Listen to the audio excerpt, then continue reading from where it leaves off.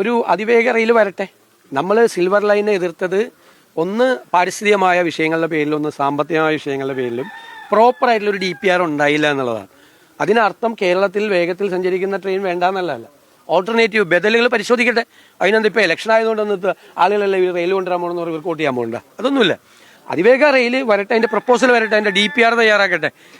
ഞങ്ങൾ പറഞ്ഞ point climate change, കാലാവസ്ഥാ വ്യതിയാനം വളരെ പ്രധാനപ്പെട്ട ഘടകമായതിനു ശേഷം കേരളത്തിൽ അത്തരം പദ്ധതികൾ വരുമ്പോൾ എൻവയൺമെന്റ് ഇമ്പാക്ട് സ്റ്റഡി വേണം. ഇങ്ങനെ 30 അടി ഉയരത്തിലേക്ക് എംബാങ്ക്മെന്റ് ഒക്കെ പണിഞ്ഞു വെച്ചാൽ കേരളം ഇവിടെ പോകും. അത് അംഗീകരിക്കപ്പെട്ടില്ല.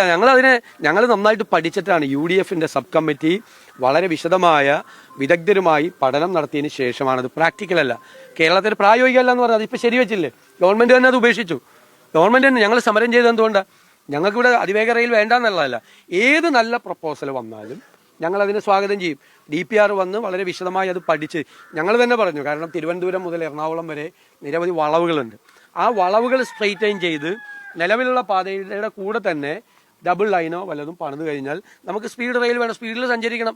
കേരളത്തിന്റെ അടിസ്ഥാന സൗകര്യ വികസനം കേരളത്തിൽ ഉണ്ടാകണം. അതിനൊന്നും നമ്മളെതിരല്ല. സിൽവർ ലൈൻ ഇതൊന്നും പഠിക്കാതെ ചെയ്ത തട്ടിക്കൂട്ട് പ്രോജക്റ്റ് ആയതുകൊണ്ടാണ് ഞങ്ങൾ എതിർത്തത്. ഇപ്പോൾ യാഥാർത്ഥ്യമായി ഞങ്ങൾ പറഞ്ഞത് ശരിയാണെന്ന്. വരട്ടെ, നല്ല കാര്യങ്ങൾ വരുമ്പോൾ എന്തിനാണ് എതിർക്കണത്? വരട്ടെ.